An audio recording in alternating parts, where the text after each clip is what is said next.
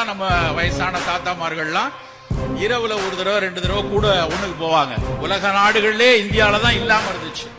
ஆனா இன்றைக்கு உயர்ந்து வரக்கூடிய புற்றுநோய்கள்ல ஆண்களுக்கான புராஸ்டேட் கேன்சர் கூடியிருக்கு.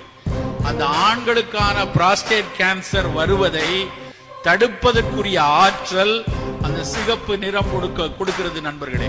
மாப்பிள்ளை சம்பாவுடைய சிவப்பரிசி. இன்னைக்கு நிறைய பேர் சக்கரை வியாதிக்காக மாப்பிள்ளை சம்பா வாங்குறாங்க. சக்கரை வியாதிக்கு நல்லது இல்லைன்னு சொல்லல.